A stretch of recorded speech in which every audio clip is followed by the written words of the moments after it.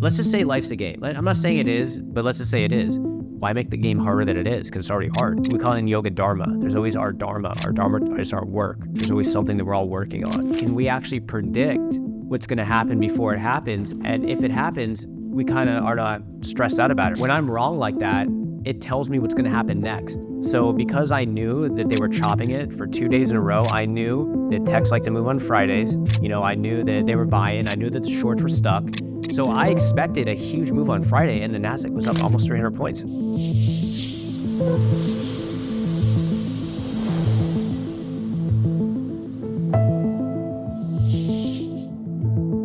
Welcome to another episode of the High Ticket Experience, where we discuss fitness, entrepreneurship, lifestyle, and a full life of abundance. And today we have a very special guest, very special guest actually. He needs no introduction, but I'm gonna give him anyways. The master of the masters of all the masters, the best yoga instructor in the world, right here. The one and only Jef Benet. Hey everybody, I'm happy to be here. These are just great friends of mine, and we just have the camaraderie to come into this. So I'm so excited to see where this goes. So thank you for the invitation, fellas. Thank you so much. Welcome. And I met Jef honestly probably about a month ago, and we've hung out a couple times, and I can genuinely say this is a guy that just has great vibes, very genuine, and just someone that I personally have, in just my limited time with him, learned a lot from. And we've connected very easily, like just natural. Yeah, very natural. We're just gonna have a chat, discuss a little bit about, definitely I want to get into the fitness world because we have here like very different bodies, everybody. Yes.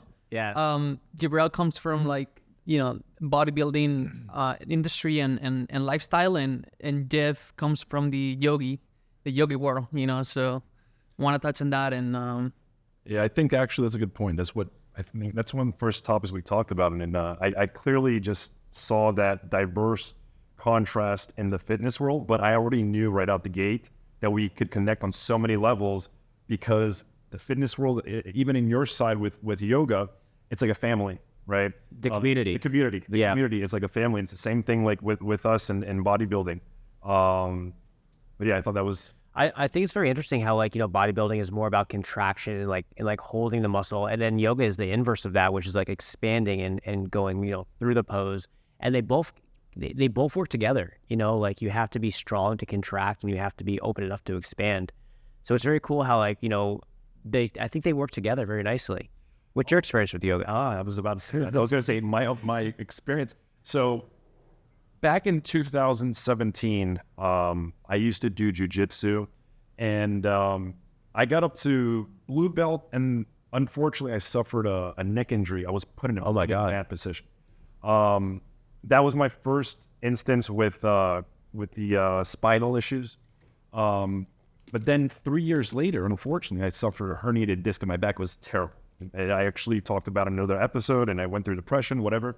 But one of the things that did help me was yoga. Interesting. And if I don't know if it was only yoga, to be fair, but I was doing a combination of yoga. I was also doing a combination of dry needling, acupuncture. I was just trying to avoid surgery at all costs, because I went through neck surgery, and the recovery on that was horrible.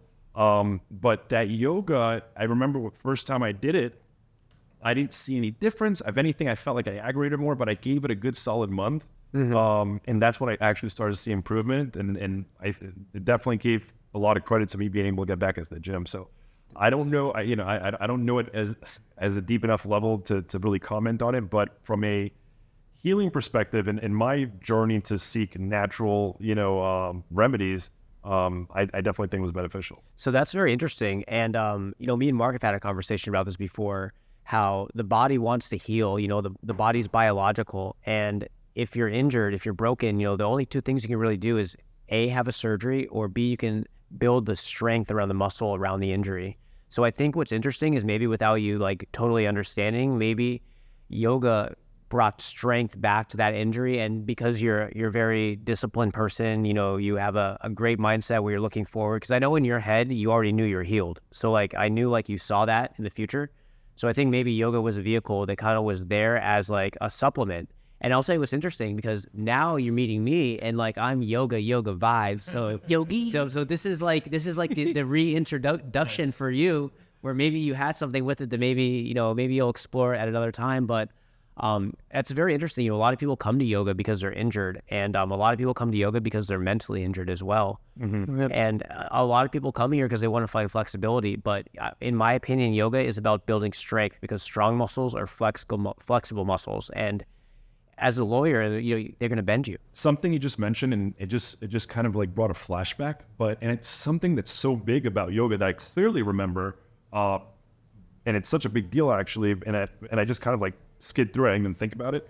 You're right. I do remember it was a form of meditation for me also, and to be able to connect to myself, it's to allow me to stay grounded. Because when I suffered that injury, man, I had just come out of competing in like my third year. I think it was before I got my pro card, but I was like all primed up. I was ready to go for that pro card, and that happened. So I definitely also needed that, mental healing as well. Like you mentioned, I do clearly remember finding that in yoga. Have you done yoga since then or not? No. We got to take you to one of Jef classes. It's a lot more time now. It's honestly like, I just started doing yoga. Like, What was your first way getting in yoga? Like, what was introduced to you? Tracy. Tracy. Yeah. Probably like 6 months to a year. No, like a year ago. Oh, we got to tell them how I met Marc. Like, listen. I didn't know him. Like, I knew his wife because she teaches in my studio. But she came in and she's like introducing me to Marc. I'm like, hey, what's up? Not a big deal. So then, like, I teach my class. Well, this was a fit class. This was a fit class. Okay, so I'm like Batman. We got the yoga vibes and we got the fitness, high intensity vibes too. So I'm pretty known for my HIIT classes down here. And Marc, just meeting me, came in, and man, let me just say this: I taught that class. This guy comes up to me. He's high-fiving me. His energy is off the roof. Bro. He's like, I've never felt like, and I was contagious. Like one of my favorite things about Marc is his energy is so contagious. Same with you. I think like you get in a room with a bunch of good energy and they combine into something special. Something special can happen from that. Yeah, 100%. Yeah. I mean, let me go a little bit more in deep on that. You walking into a room of like 60 people and this guy is fully booked for like 2 weeks. If you want to get in one of his classes, you gotta like wait 2 weeks, So like you walk into a 60 people class and this guy's like screaming like everybody's like, it's honestly like you finish the class and I felt like so good. I didn't know him at the time, and like, yo, you're the best. You're the David Goggins of yoga. Like, this guy's a beast. You felt something. I felt the energy, and I got kind of like hooked from that class. I got hooked. There's been different things in my life that I've been around. I totally. And that's that feeling. That's the vibration that I think greatness gives you. It's like it allows you to hit the higher echelons of everything. You know what I like about Jef? I just figured this out too. Okay, I try to describe a lot of feelings and shit. I don't know the words, but he yeah, the vibration. It's like He has the words, bro. He has the words. And that's a good thing of his classes. Like, yes, that exactly. Like you go to like yoga classes and like they all like kind of like follow a script. I don't want to say that, but like, and he just come out with the words, like I appreciate the love. Bro. Yeah. It gets in there, Oh, for sure. I love it. Yeah. But this is a great house, by the way. I mean, this. I appreciate it. Everything, your taste, like the to the myopic points, like just everything is so spectacular. It takes someone like that to even recognize that. So I appreciate that. Yeah, the detail. I mean, they can't see, but let me tell you guys, the art, the detail, just like I said, the focus is just all around it. So beautiful. I'm very lucky guy. Yeah. You were saying off camera that you still like kind of like don't believe it yet. Like sometimes like it comes to your mind that you're living on like mansion and like wake up every morning and I'm like, this is really my life. I mean, don't get me wrong. I know I worked very hard and I earned it, but still, I mean, a lot of people out there work hard and they plateau for one reason or another, a reason perhaps that you can't control. And that's why I always say to people, I'm lucky because, okay, yeah, I'm a hard worker. Yeah. But God still, took away certain barriers that unfortunately other people, face. I love that mindset. Have no control of, you know what I mean? So I love that. Yeah. No, I was talking about, so there's a they were playing pool a little earlier and there's a painting by my pool table. It says, it's a huge painting. It says time is always now. I bought that painting back in 2019 in Wynwood at Wynwood Walls. Shout out to Peter Tunney. That's the artist. At the time I bought that painting, I bought it as an investment piece, primarily. Got it. But it was too big to even look. If it would look ridiculous in the 1-bedroom apartment that I lived in at the time. Okay? Oh my God.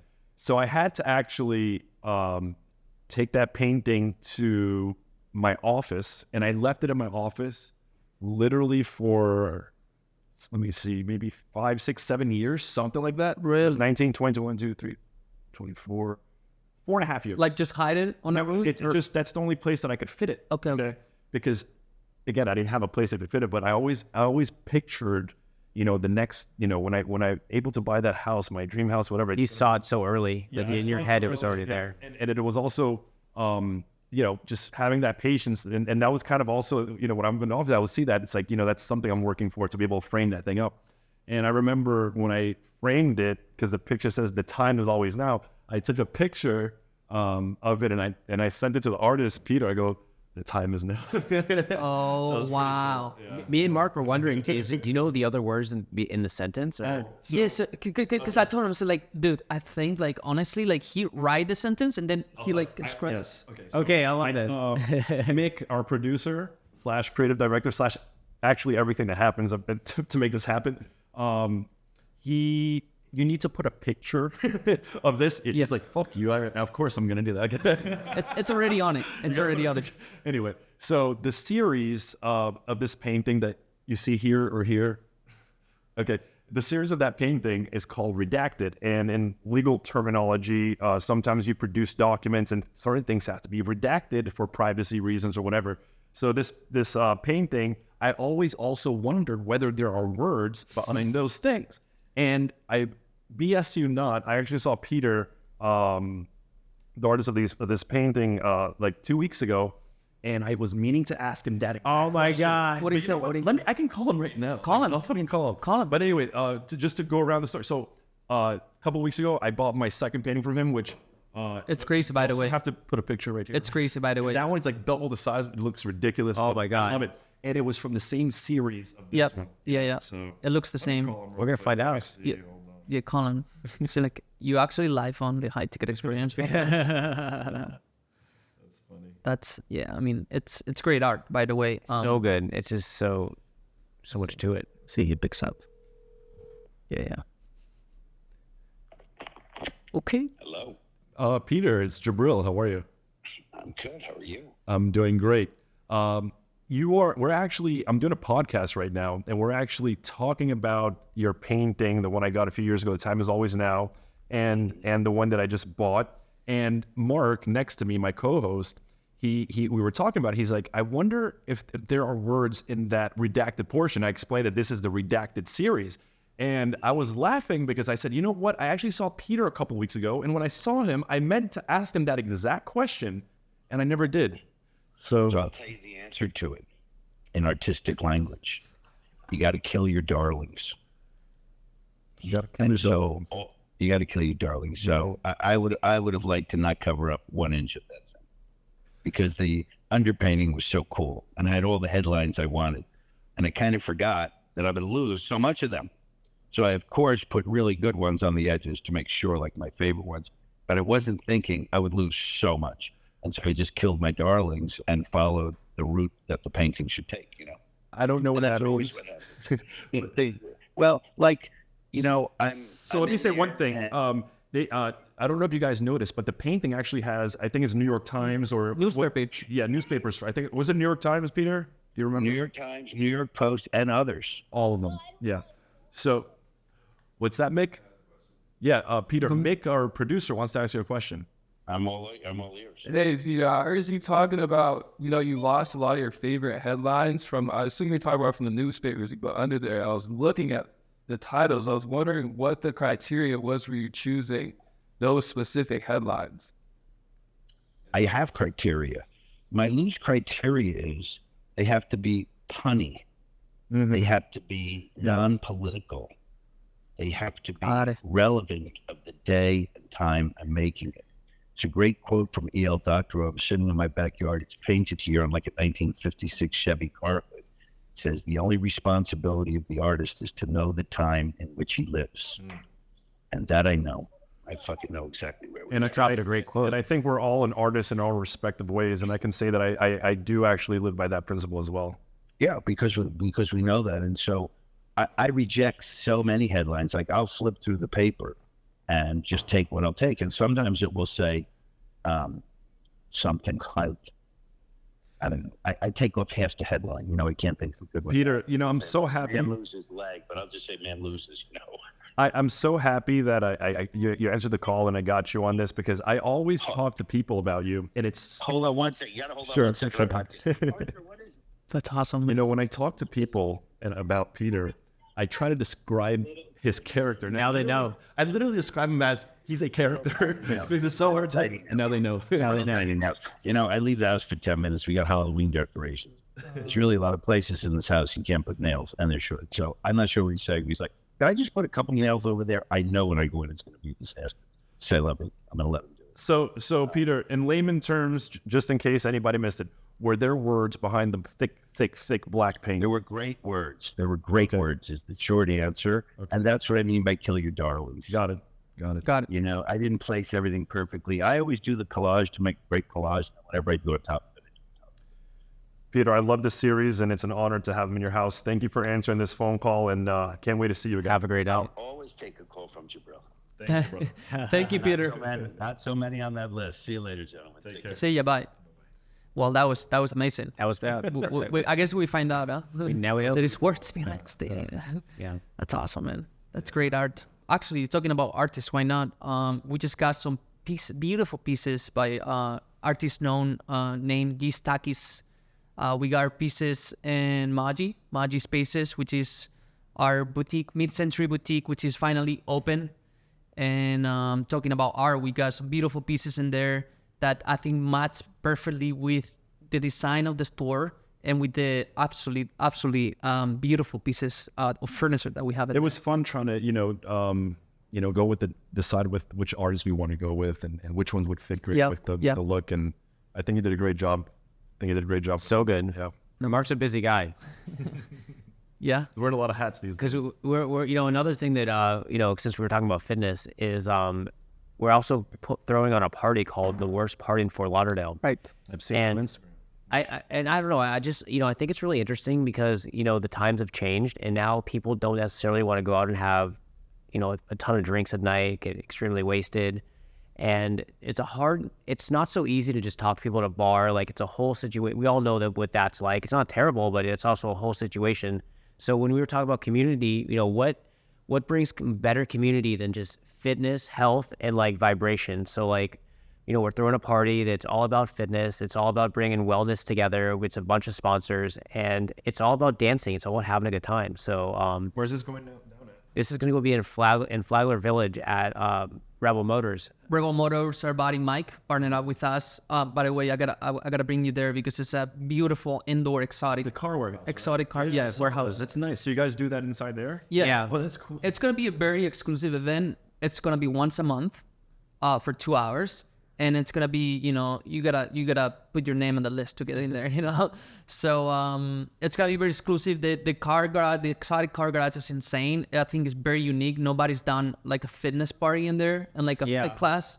And fitness is all about bringing energy from inside of you to people around you. And sometimes you're just doing your gym work and stuff, and people are there to work out. As someone that's dedicated with bodybuilding, do you like to talk to people when you're working out, or do you prefer to just kind of be left alone? I've always been the guy to go to gym by myself. Right. I've always trained on my own. If I die, I die. No, that's a saying when you don't have a spot. But well, I guess that's different. But if I'm going in training with another competitor, I love it. But if you go with me, well, no, I'm talking more like you're working out and someone taps you on the shoulder, is like, hey, how's it going? And like, it happens almost every day. But so this is we want that, like you're here to hang out and like have a good time. Yeah, it's not so standoffish. It's not. Yeah, it's not about just you're gonna get the workout, but it's about bringing like community and meeting networking, meeting like-minded people. Networking, being there, hanging out, talking to people, and then throwing a fitness class. Yeah, for sure. But yeah, I mean, I think the gym is very different. I go to the gym too every other day, and like a lot of the times I just go dial in by myself, headphones on, and just get the workout and you're out.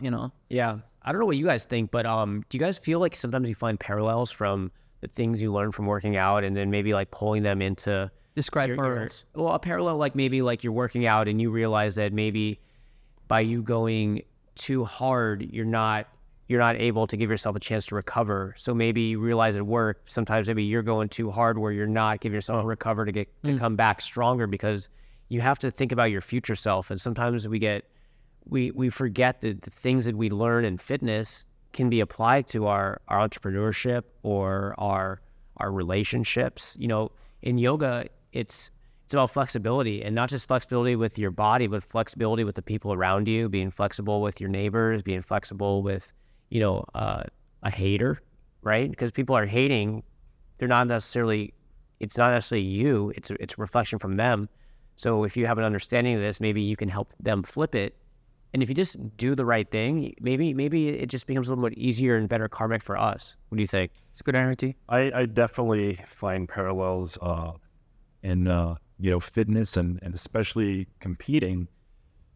Everything I do really in life requires patience, right? A lot of self-motivation, a lot of understanding that you are going to hit those bumps or ditches or even volcanoes at times, and knowing that you're going to have to climb out of those situations, knowing that right out the gate.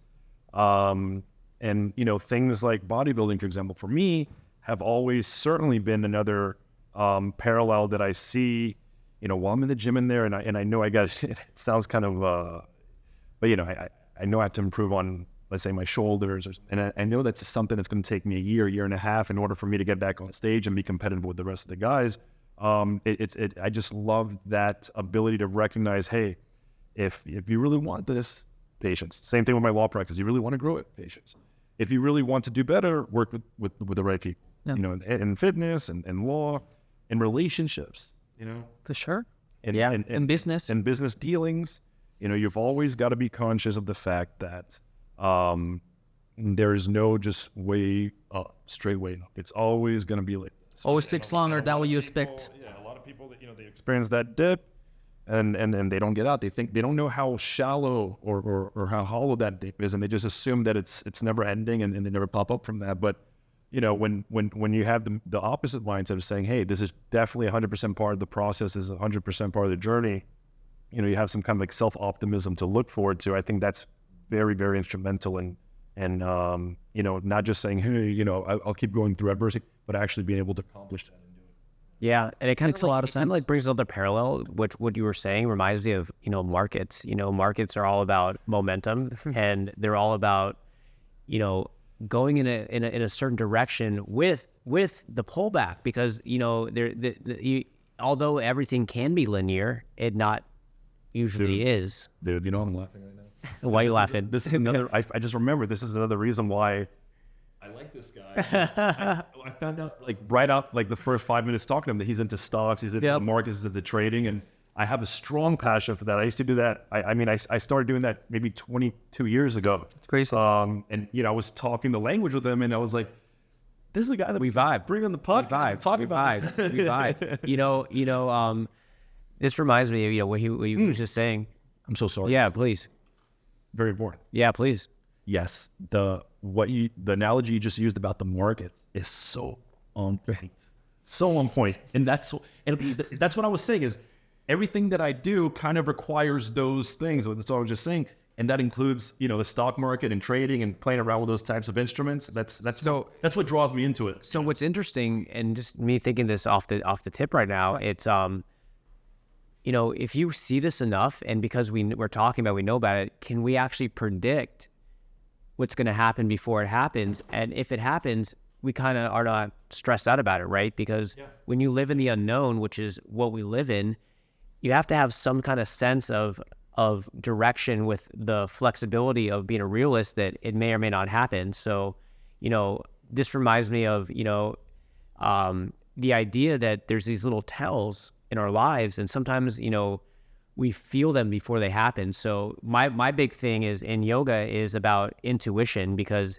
For me, intuition is confirmation. It's too late. Once you feel it in intuition, it's already happened. For me, it's the inkling. It's the flash. We all have a flash of moment where we see it, and then if it's impulse, it's very rushed, and if it's intuitive, it's very soft. So we're always fighting two different voices, and it's our dharma.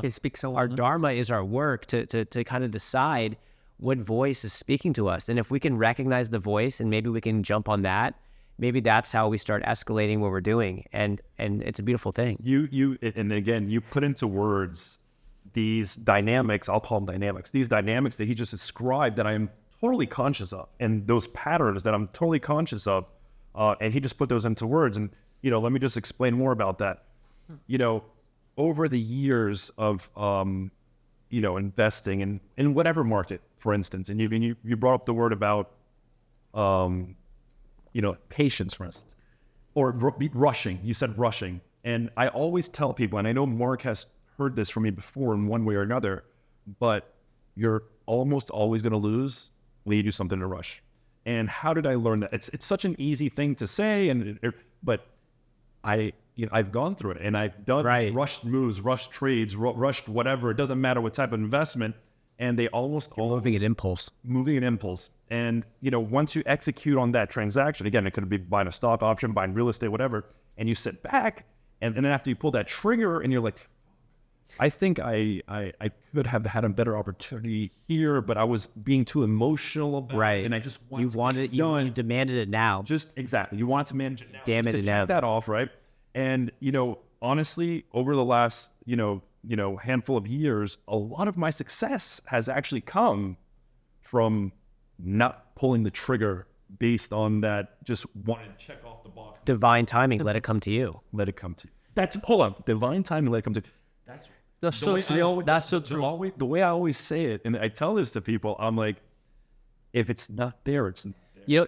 And also too for the people watching in layman terms. Real with yourself. Yeah, no, we're gonna make this real simple here. I want you to get yourself to panic, get as panicky as you can, stress yourself out, and the moment you're as stressed as you can be, I want you to make the most important decision in your life, and then I want you to email us and let us know how it went. And then we're gonna keep stats on this, and then we're gonna show you through science that don't take our word for it. let it happen. Divine timing. Yeah, patience for sure. Got a tattoo on my arm here. Oh, and you know too. And me and Mark talk about this all the time. It's like you can have patience, discipline, but you also have to be fearless. Like you have to. When your number's called, you have to. When they say get up, it's you're up. You got to perform. It's like gambling. They say you got to press that bet. You got to press it. No. You got to. Yeah, it's like you got to know when it's in your favor, when it's not, and I think that all of us can agree with that. It's like I'm going to press into it. Yeah, I love that. I'm doing that every day in business. But I think that's where it got us all together. We're clots where something needs to get done, we get it done, right? It's and having vision. Mark was a great professional basketball player, and I seen his highlights, and because I used to play basketball as well, what I liked about his highlights is his vision of the field. So while he was dribbling up, he had his guys open, and without having to, he could have, if he passed at that moment, the pass would have been blocked, it wouldn't be there. But he waited for the moment to open up the door to open, and he hit that every time. Every time. You never show me your basketball videos. I'll send it I'll send it to you. Mr. Full-Time on YouTube. Mr. Full-Time. Yeah. Oh yeah, we're gonna put it. Oh yeah, put the link in the description. Yeah. That is so. I played high school basketball. Let me ask you a question. I was curious because you're in great shape. How do you feel about diet, and how do you kind of play that? Interesting. Yeah, so obviously when I'm competing or getting ready to compete, for I would say I'm more interested in your normal for you to maintain. Yeah, so we call this off season. Right? Okay. And I've been in off season for the last year because I've been competing the last year, but I really don't follow any sort of strict diet, but I am eating 4 times a day, and I'm making sure I'm getting between 40 and 50 grams of protein per. What's a meal look like for you? In the morning, the first thing I do is I drink egg whites out the carton. Okay. And I drink 7 chugs because I already know. I died. Many years that 7 chugs equals 50 grams of protein for me. Okay. It's like, It's like a bartender. It's like 3 seconds. It's like, Yeah. it's a shot. and then usually if I'm in the time of the year where I'm like training, like right now I'm training in the morning, I'll go to gym, just drink water, and after the gym, another 50 grams of protein through a shake. I just buy that at the gym. Yep. And then probably around 1:32, I'll go to Zona Fresca. That's like a Mexican place over here. I'll order it. Yeah. And I just order white rice and either steak or chicken. So Yeah. right there, I've already got like 150 grams of protein in by 2 o'clock. Yeah. Nice. And then usually another shake. And then at nighttime, I'll eat like some fish or rice or chicken. And again, I'm not competing right now, but I'm just so used to eating like this. Yeah. Yeah, you get used to it. And don't get me wrong, I still put stuff in it to make it taste good and all that Yeah. stuff. But I always just want to make sure I'm getting enough protein in. Yeah. I sound like a total meathead, right? No. But it's funny before you go, because I know you're like the opposite, and like I'm here in the middle with like I do some of the stuff that Jibrael tell me, and then just tell me another thing. So my diet's kind of like a mix of both, you know. Yeah, my diet's just pretty simple. Like I'm just very, very clean proteins, superfoods like cacao, hemp protein, vegetables, just certain fruits, and then I don't need anything else really. I don't need any sugars. I don't like. Yeah. But even in both respects, so it requires that discipline to keep following through it. You know? Yeah, and it's like for me, like my food I make is so good that it tastes like candy to me. So it's like I just want it, and I'm hungry all the time. So and I eat a lot. Like, I don't hold back. It's good. Like, I It's do good. eat. But I think you should go deep on it, because like you gotta put me on that shake in the mornings with hemp powder, cacao, and dates, right? Dates. And a little bit of Greek Because it yogurt. will raise your Greek blood yogurt, sugar. Greek yogurt, right, for the protein, and just drink it in the morning. Good to me too. Dude, a lot of energy. But Put some egg whites in it. But what's interesting, what he said that I kind of want to parallel off on is that, you know, what he was saying is that he got used to it. Because in my opinion, like I have this belief that everything is algorithmic. So what I mean by that is like maybe like you look at TV Guide, it says this show is going to be on Wednesday at 6 p.m. Well, guess what? Wednesday 6 p.m. that show is going to be on. The sun is going to rise. The sun is going to set. You know, you're going to inhale. You're going to exhale. So I look at everything like algorithmic. So when I hear what he's saying, I'm saying like he's programmed to do that. So that's his program. So he's going to keep doing it until the program changes. Right. And I think like that's another very interesting thing that I like to talk about is that, you know, we have these programs in us and we can also change these programs. How do you change the programs? Well, the program that has to be changed through time. Time is very interesting because we have time the way we see it, and then there's whatever time can really be. But time in our algorithms is based on emotion and sensation.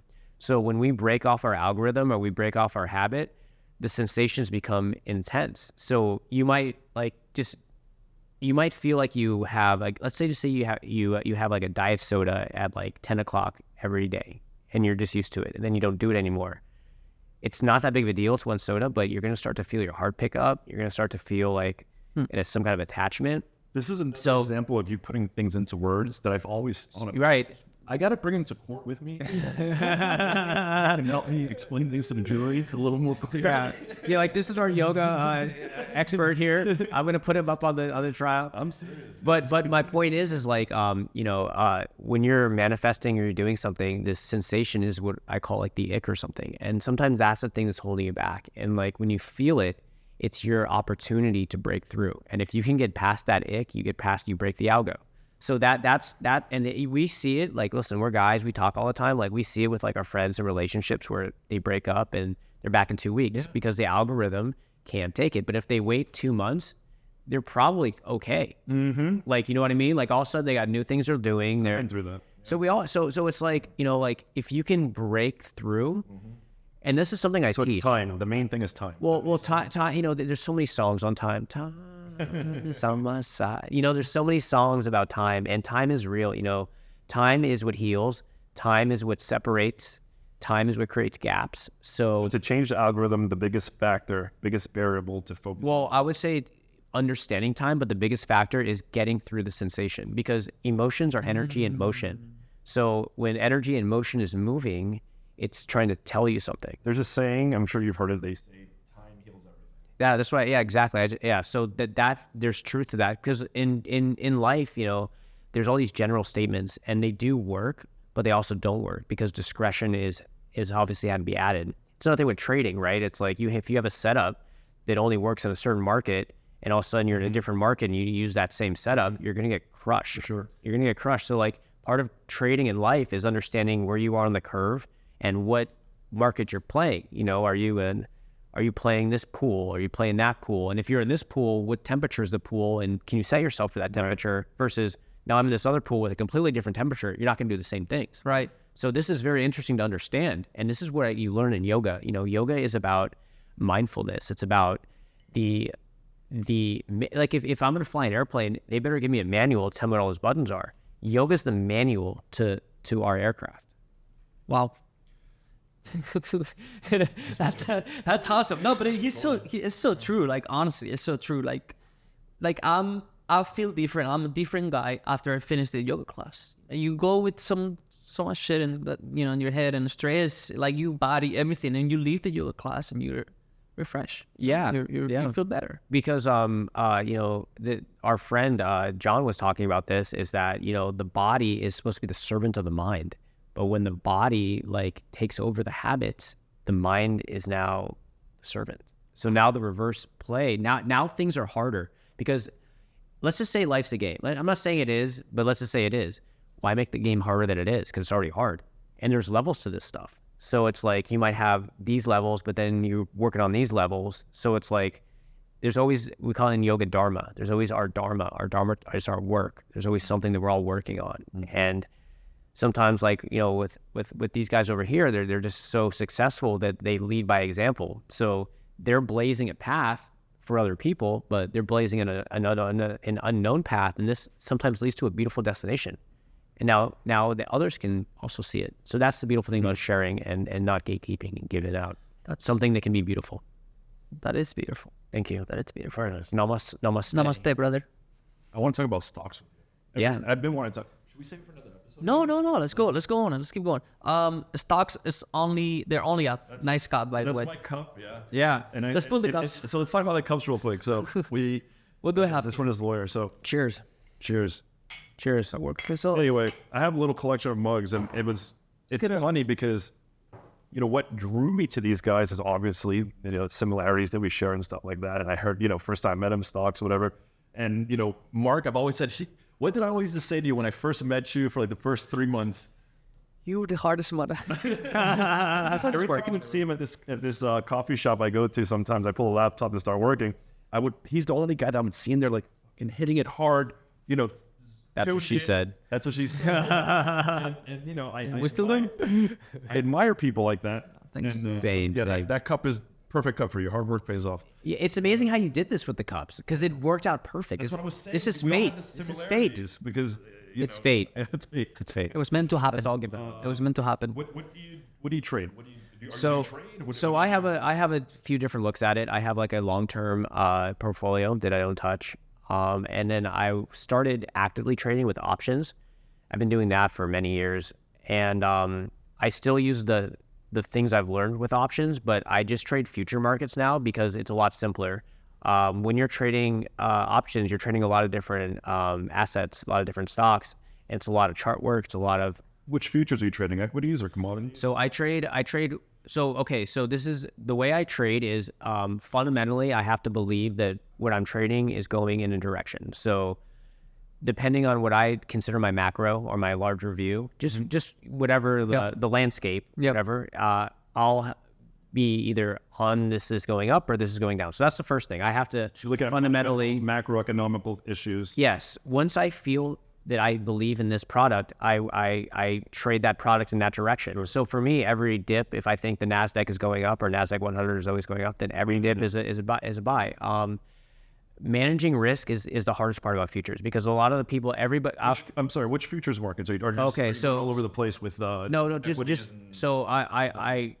the four indexes I watch are the Russell, the YM, which is the Dow, the ES, which is the SPX, and the NQ, which is the NASDAQ. So they're correlated markets, and they're also rotational markets. So markets usually do a couple of things. They either rotate, so they rotate maybe from financials to tech to Bitcoin to utilities, this and this, or they're crashing or all going up at the same time. So I'm looking for very specific correlation breaks between the S&P 500 and the Dow and the NQ. So that's the second thing I look at. So I'm looking to see, is my NQ, is my theory on NASDAQ the strongest for the week? Because I trade on a weekly basis as far as active trading. Watch your weekly charts. Crazy setup, by the way. Well, so all charts to me are fractal. It's like the Russian dolls, where every time you open the Russian doll, it's the same. We train on a weekly basis, meaning Okay, let me explain. So yeah, I was unclear. So when I say weekly, what I'm trying to figure out is what is this asset going to move for the week? So by using one thing I really like on options, which is very interesting, is options give you expected moves. So expected moves are what people think should happen. The price is based on expected move. It's based on expectation. So based on the catalyst for the week, I might think that NASDAQ's going to move 800 points. So I'm now trying to position myself to catch some of that with risk management, because everybody, listen, it's not, when I say I believe NASDAQ's going up, a lot of people know that. Like, that's not inside information. We're record highs with all the index. Everybody knows this. Like, this is like, there's nothing new under the sun. But the problem is with futures and leverage, you can't just buy it when you want to buy it, because you have to have risk. Right. Because it can leverage the wrong way. I mean, listen, there's been stories written about this stuff. So you have to be able to define something protected. So if you can find a protected low, you can ride that. And that's where we start to talk about the stuff we talked about earlier in this podcast, is like, where's the original move coming from, and how early are we in this original move? What can it do? Not saying it's gonna do it, but what can it do? And do we have a way to stay in this thing as long as possible without giving it back? My hardest thing with trading is, because I go for larger moves, that I give a lot back. So I could be up. Because you're stopped. I could be up. Yeah, like the other day I was trading and I was up like almost 200 NASDAQ points, which is a lot. And then the trade ended with me minus 40 points because I got stopped out. Right. Because to me, I don't want that. I want 600 points. So you that's something I had to do for myself, because in finance, everybody's portfolio is different. So like, I'm not gonna have the same portfolio as like a 9-year-old man or a 16-year-old kid. Right. Everybody's expectations are different. Everybody has different goals. So based on my goals, I'm looking for bigger moves. So I have to accept that sometimes I'm going to have that happen, which in the past was tough, but now it's just part of the game.